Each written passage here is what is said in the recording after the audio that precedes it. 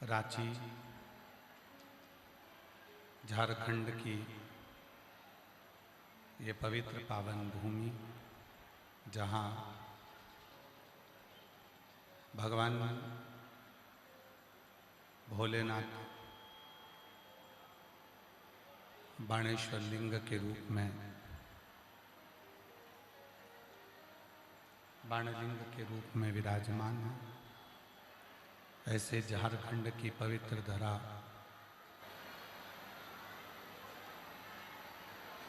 जहाँ भगवान शिव की पवित्र पावन शिव महापुराण की कथा रांची झारखंड में चल रही है। ये कथा आज अपने चतुर्थ दिवस में प्रवेश कर रही है। कथा के मुख्य आयोजक श्री शिवाला सेवा समिति, जिसने अथक प्रयास करके मेहनत कर इस पवित्र पावन शिव महापुराण की कथा को दिव्यता भव्यता प्रदान करी है। एक बार श्री शिवाला सेवा समिति के लिए जोरदार ताली बजाकर उनका स्वागत वंदन अभिनंदन। कथा के मुख्य यजमान श्री विवेक कुमार, श्रीमती विनीता कुमारी जी रांची झारखंड से, जो इस कथा के मुख्य यजमान पद ग्रहण करें। एक बार उनके लिए भी जोरदार ताली बजाकर उनका साधुवाद, जिन्होंने इस भगवान शिव की ये पवित्र कथा के मुख्य यजमान पद ग्रहण किया और भगवान की कृपा से, भगवान शिव की करुणा से ये पवित्र कथा श्रवण करने का सौभाग्य प्राप्त हुआ। और तेरी कृपा बिना एक भी अणु लेते हैं श्वास, तेरी कृपा से तनु तनु।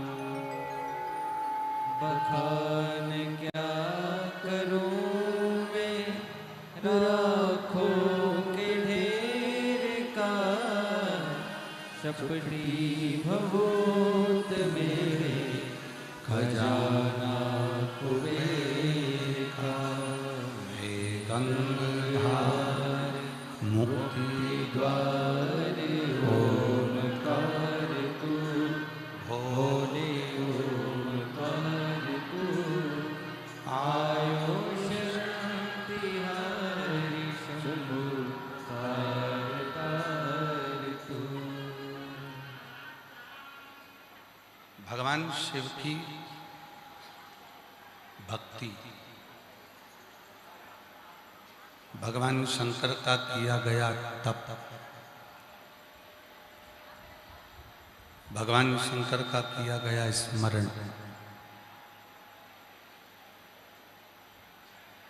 मानव शरीर के लिए एक ऊर्जा का कार्य करता है।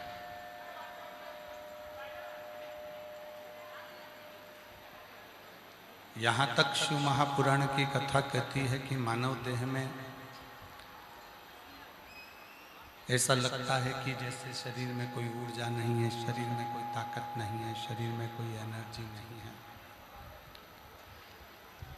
तो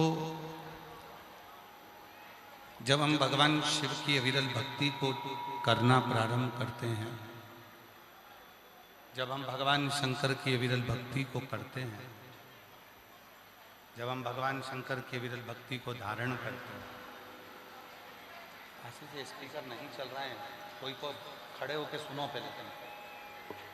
कोई भी स्पीकर नहीं चल रहा है, ना ये भी चल रहा है ना वो चल रहा है। कोई से भगवान की अविरल भक्ति को प्राप्त करना, भगवान शंकर की अविरल भक्ति को धारण करना,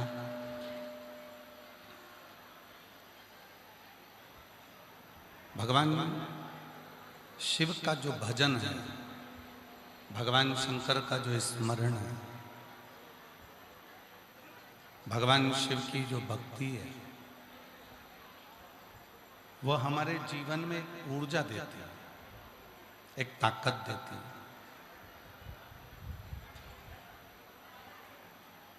लोग कहते हैं कि पंचाक्षर मंत्र नमः शिवाय, षडाक्षर मंत्र ओम नमः शिवाय या श्री शिवाय नमस्तुभ्यम, जिन मंत्रों को हम जपते हैं वो मंत्र केवल मंत्र नहीं रहते। आप और हम जब पंचाक्षर मंत्र जपना प्रारंभ करते हैं, षडाक्षर मंत्र जपना प्रारंभ करते हैं,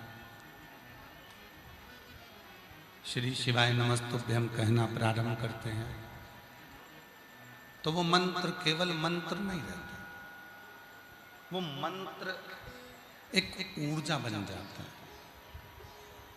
वो मंत्र एक एनर्जी बन जाता है।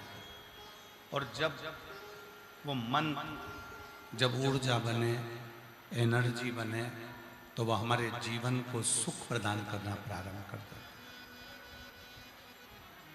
हमारे जीवन को एक फलित फल देना प्रारंभ कर देता है।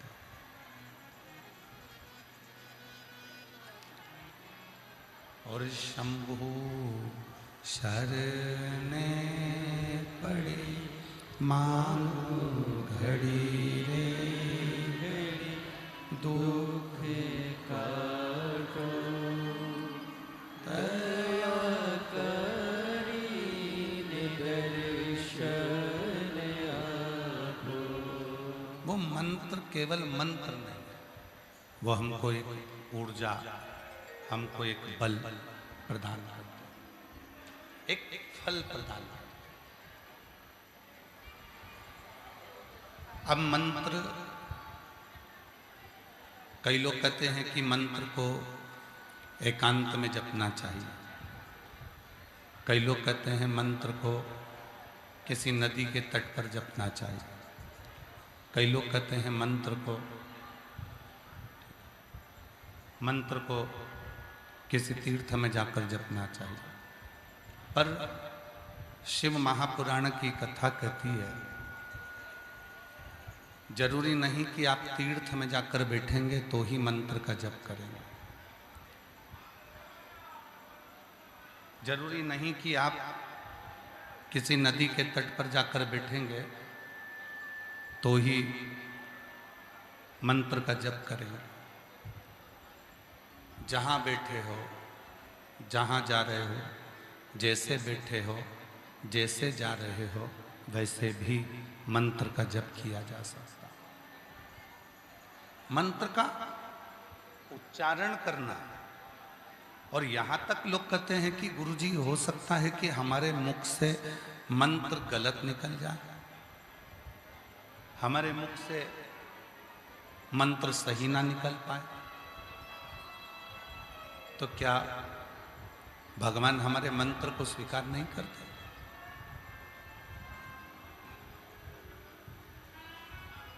तो क्या भगवान हमारे मंत्र को स्वीकार नहीं करेंगे? शिव महापुराण की कथा कहती है, भगवान शंकर का चरित्र कहता है, मरा मरा कहते कहते भी बाबा राम के चरणों को प्राप्त कर लेते हैं। तो मंत्र एक बीज है, मंत्र एक बीज का काम करता है। जो खेती करने वाले हैं, जो जमीन बोते हैं, खेती करते हैं, गेहूं लगाते, सोयाबीन लगाते, मक्का लगाते, धान की फसल लगाते, ज्वार लगाते, बाजरा लगाते, जितने बीज बोने वाले हैं वो जानते हैं, बीज बोने वाला एक एक बीज पकड़कर सीधे जमीन में नहीं रखता। बीज बोने वाले ने तो बीज डाल दिया, उल्टा गया, सुलटा गया, टेढ़ा गया, आड़ा गया, कैसा भी वो बीज जमीन में गया, और वो बीज जमीन में जाने के बाद उसका पौधा जमीन के बाहर आया। अब बीज टेढ़ा गया था, बीज उल्टा गया था, बीज आड़ा टेढ़ा गया था, ये किसी को नहीं। बीज ने अपना काम करा और वो बीज फलित होकर, अंकुरित होकर एक पौधे का रूप रख लिया। उस बीज ने पौधे का रूप धारण कर लिया। उस बीज ने अंकुरित होकर एक वृक्ष बन गया, एक पौधा बन गया। अब उल्टा बीज डाला था, सीधा डाला था, पृथ्वी में जैसा भी बीज बोया, बीज अपना काम करा और पौधा सीधा गया। उसी तरह मंत्र बोल रहे हो, कोई गलती हो गई है, कोई बात नहीं। मंत्र बोलने में कोई त्रुटि हो गई है, कोई बात नहीं। मंत्र बोलने में कुछ तकलीफ हो गई है, कोई बात नहीं। हम तो बाबा के भरोसे चलते हैं, हम तो बाबा के भरोसे चलते हैं। ये दुनिया वाले जलते हैं, ये दुनिया वाले जलते हैं, हम तो बाबा के भरोसे चलते हैं। देवघर वाले के भरोसे चलते हैं, काशी वाले के भरोसे चलते हैं, सीहोर वाले के भरोसे चलते हैं, हम तो बाबा के भरोसे चलते हैं। बीज तुमने बोया, टेढ़ा आड़ा कैसा भी गया, पर उसका जो पौधा है, उसका जो वृक्ष है, वो सामने प्रकट है।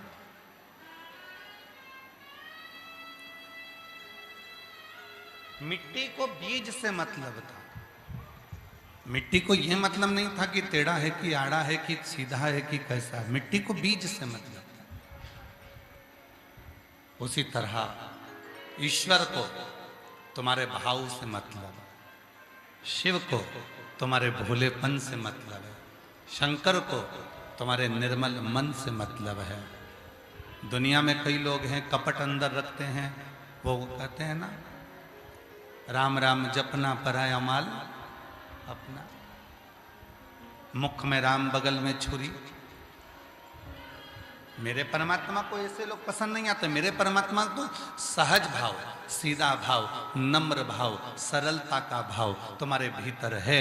भले तुमने टेढ़ा आड़ा कैसे भी जपा, तुम जप तो रहे हो। श्री शिवाय नमस्तुभ्यं, श्री शिवाय नमस्तुभ्यं, श्री शिवाय नमस्तुभ्यं, श्री शिवाय नमस्तुभ्यं। अब उस मंत्र को जपने में, स्मरण करने में तुमने जो भीतर की शक्ति लगाई है, वो शक्ति ही शिव तक पहुंचाता है।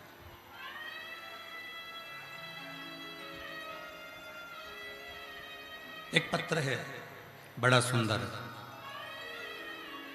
एक लड़के ने जिद पकड़ ली, उसको आईएएस ऑफिसर बनना है। उसने अपनी मम्मी से भी झगड़ा कर लिया। सीहोर वाला बाबा कहता है कि जो पंडाल में मांगो वो मिलता है, तो मुझे आईएएस ऑफिसर बनना है तो मैं मानूं कि सीहोर वाला बाबा है, नहीं तो काहे को मानूं। विवेक कुमार जी, उस बच्चे ने जिद पकड़ी, उसका पत्र आया।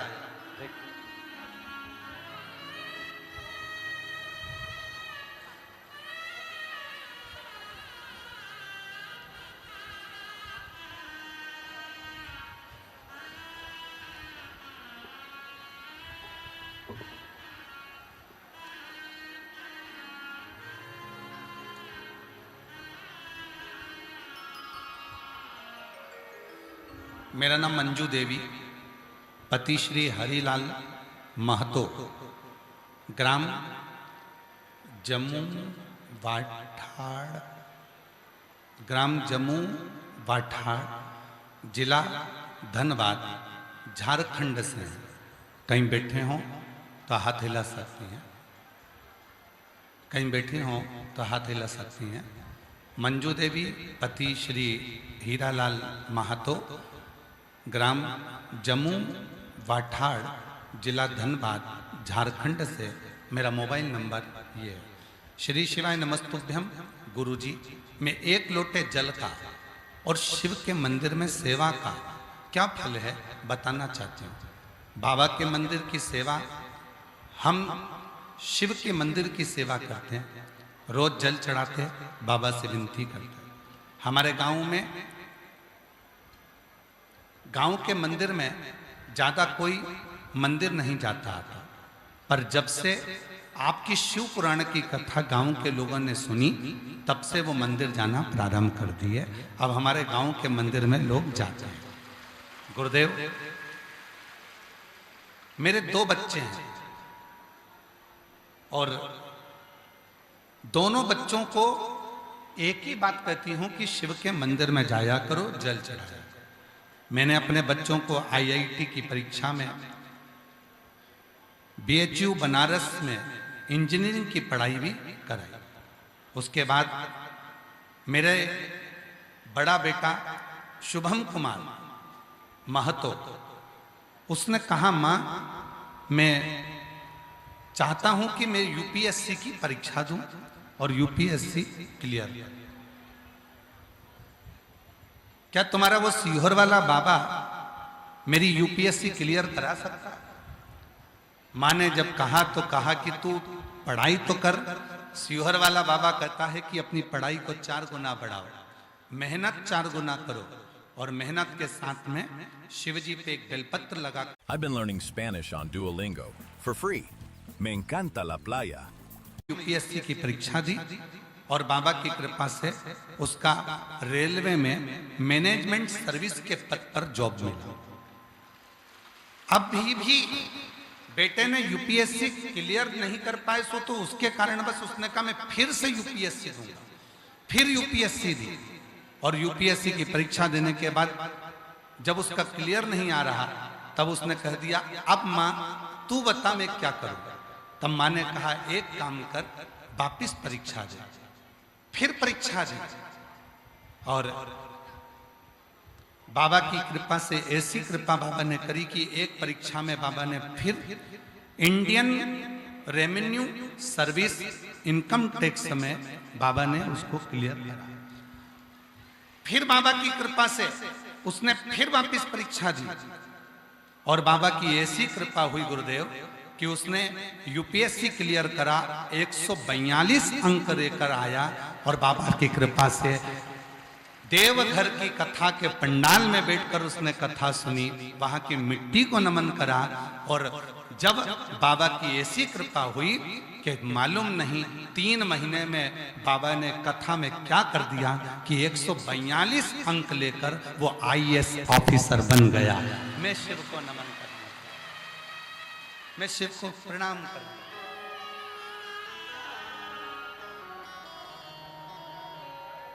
और तेरी कृपा बिना न हिले एक भी अणु, लेते श्वास तेरी कृपा से तनु तनु।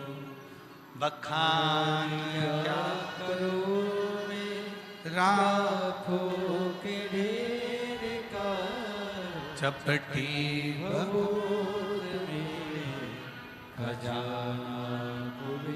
उधर को माइक बंद करो। हे गंगाधार मुक्ति द्वार ओम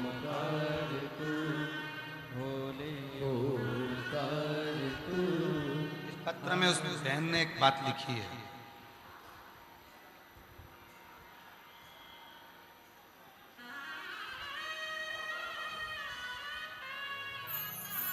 मैं आस्था चैनल वालों से कहूंगा इस पत्र की वो लाइन आप भी आस्था चैनल पर जरूर देखा।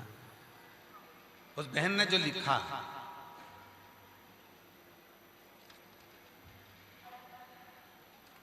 उस बहन ने लिखा, देवघर की, उस बहन ने पत्र में जो लिखा है, देवघर की कथा पंडाल में, आप लोग एलईडी पर पढ़ सकते हैं। बहन ने लिखा, देवघर की कथा पंडाल में बैठकर सुने और प्रार्थना की बाबा ने 2025 की परीक्षा में 142 रैंक दिलाकर बाबा ने मेरे बेटे को आईएएस बना दिया। मेरे शिव की कृपा से ये करुणा की, ये उदारता। और नीचे एक लाइन बड़ी सुंदर है, लुटा दिया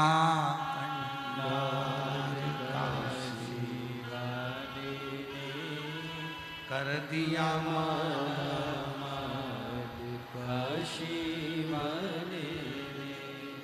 जो जैसी भावना वो वैसा ही फल पाया, नहीं खाली उसे लौटाया, वो मन ही मन हर्षाया और कर दिया माला माल काशी वाले ने, लुटा दिया काशी वाले। कहाँ बैठे हो, शिव जी को उससे मतलब नहीं। पंडाल में बैठे हो कि पंडाल के बाहर बैठे हो, शिव जी को उससे मतलब नहीं। आगे बैठे हो कि पीछे बैठे हो, शिव जी को उससे मतलब नहीं।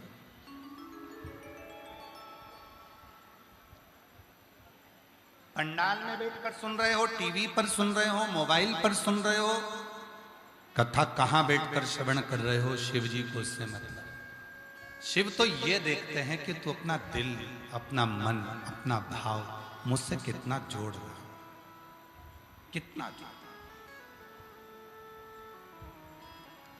फिर वही बात आ गई, बीज उल्टा गया जमीन में, सीधा गया जमीन में, पौधा जरूर लगेगा।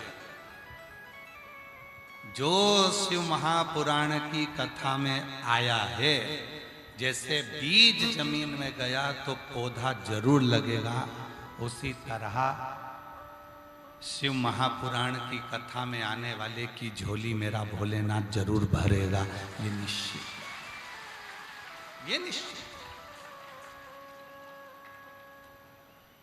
कहां बैठे हो उससे मतलब नहीं, आप कहां बैठ रहे हो, कहां बैठकर कथा सुन रहे हो, कहां बैठे हो, आगे बैठे हो, पीछे बैठे हो, दाएं बैठे हो, बाएं बैठे हो, उसको मतलब नहीं। उसको तो मतलब है तुम बैठकर मेरा गुणगान कर,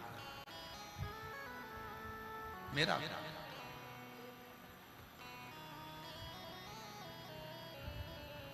कल एक पत्र आया था, उसको ढूंढना पड़ेगा।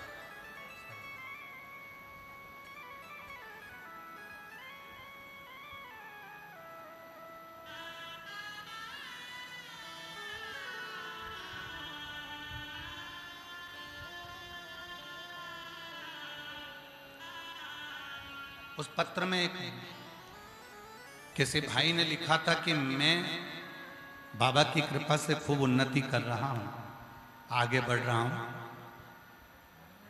पर दुनिया के लोग, परिवार के लोग, और भी मिलने वाले लोग मुझसे भी ईर्ष्या करने लगे। कोई मेरे ऊपर टोना करवाता है, कोई मुझे गाली देता है, कोई मुझे अपशब्द कहता है, कोई मुझे बद्दुआ देता है, कोई मुझे श्राप देता है, कोई मुझे कुछ कहता है। गुरुजी, उसने पत्र में लिखा था कि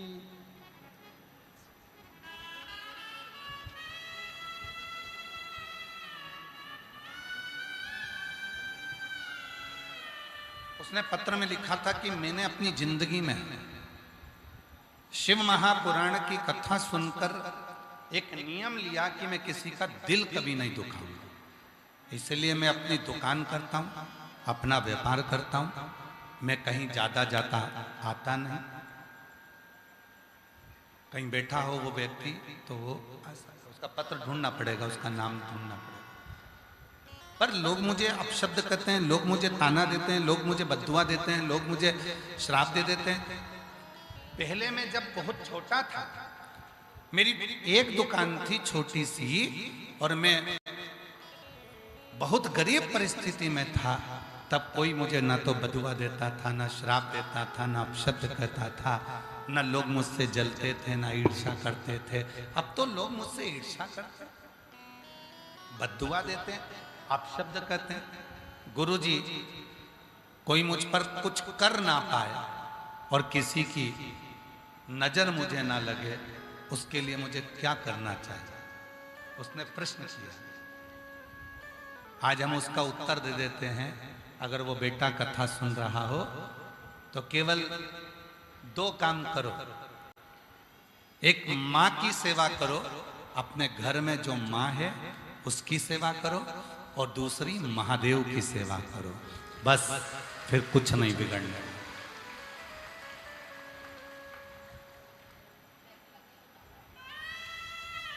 एक माँ की सेवा करो, अपने घर में जो बुजुर्ग माँ है उसकी सेवा करो, और दूसरा महादेव की सेवा करो। ये 2 ऐसे हैं जो आपको कभी जिंदगी में ना नजर लगने देंगे, ना कोई टोना होने देंगे, ना कोई टोटका होने देंगे, ना किसी की बद्दुआ लगने देंगे, ना किसी का श्राप लगने देंगे, और ना किसी की बुरी दृष्टि लगने देंगे।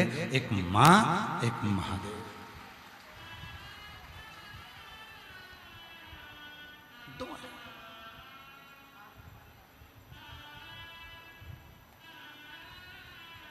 एक माँ और एक महादेव, ये 2 ऐसे हैं।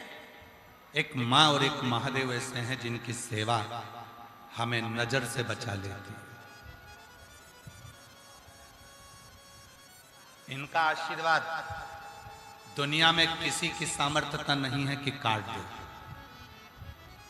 एक माँ का आशीर्वाद, एक महादेव का आशीर्वाद ऐसा होता है कि इसकी कहीं काट नहीं हो सकती। दुनिया में कोई की सामर्थ्यता नहीं है कि माँ और महादेव के आशीर्वाद को कोई काट दे।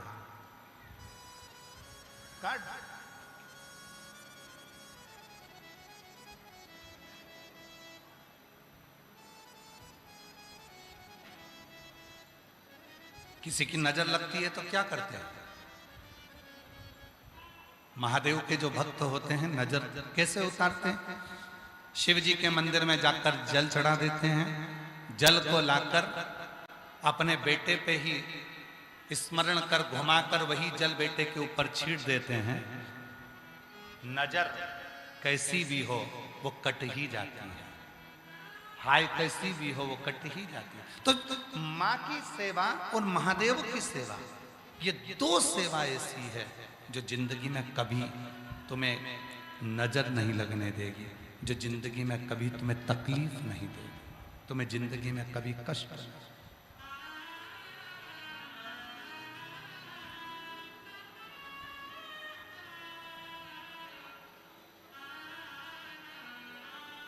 कर सेवा तू लगन लगाकर, मन में सच्चा भाव जगाकर, और ही की आंखें खोलो रे, अब भोले के भोले।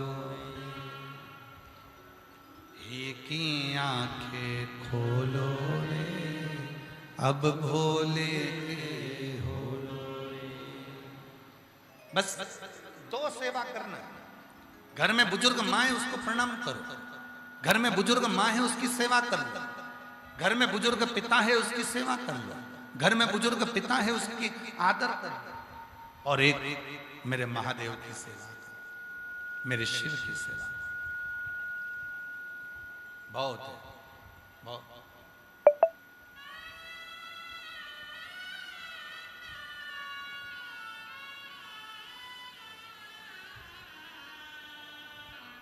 आपको मालूम है, घर में बुजुर्ग जो चले जाते हैं, घर की माँ, घर के पिता, घर का कोई बुजुर्ग चले जाता है तो घर में उसका फोटो लगाया जाता है। क्यों लगाते हैं? किस लिए लगाते हैं? उनका फोटो देखेंगे तो हमें क्या मिलेगा?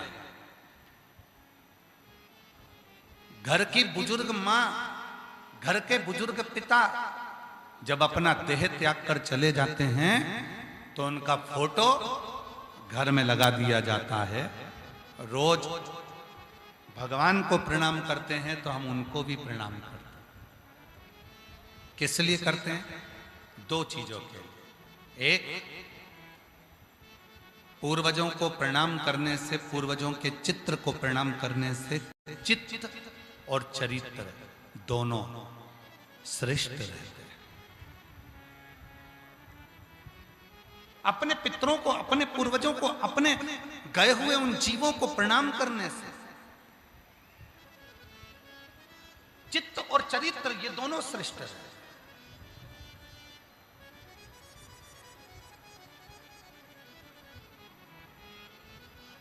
पर आज के जमाने में तो नए नए लोग आते हैं, सोशल मीडिया पे आकर कह जाते हैं कि पितरों का फोटो मत लगाना, कह देते हैं कि बुजुर्गों का घर में फोटो ही मत लगा। और हम तो यहाँ तक कहते हैं, जो तुमसे कह देना, कहीं का महाराज तुमसे कह दे कि अपने पितरों का, अपने पूर्वजों का फोटो मत लगा, वही महाराज अपना खुद का फोटो लगवा देता है तुम्हारे घर में कि हमारा लगाओ पर अपने पूर्वजों का मत लगाओ। हमें पूजो पर अपने पूर्वजों को मत पूजो।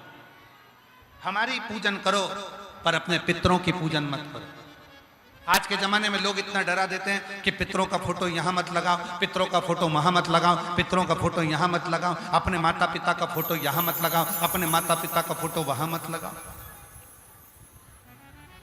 भ्रम में डाल देते।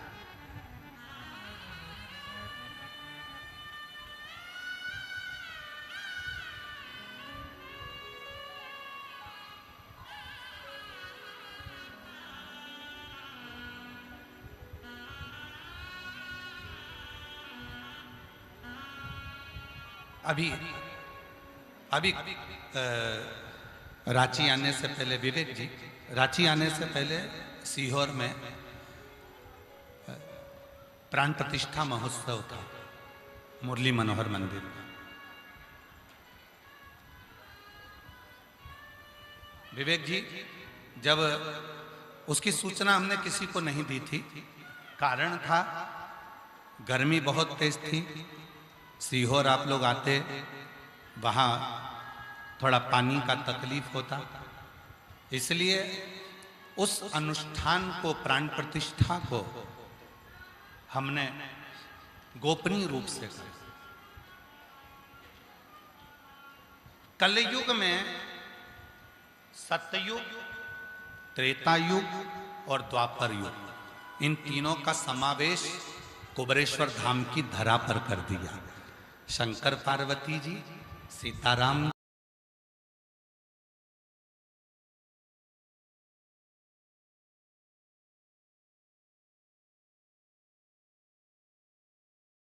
युग, त्रेता और द्वापर का दर्शन कलयुग में जब एक जगह पर, एक ही मंदिर में होगा तो उनकी जिंदगी सार्थक हो जाए, उनकी जिंदगी का सारा दुख मिट जाए।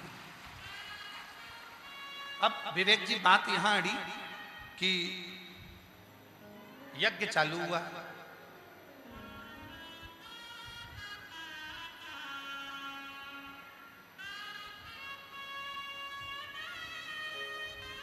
और एक बुजुर्ग मां, पति नहीं था, प्राण छोड़ चुका था, बुजुर्ग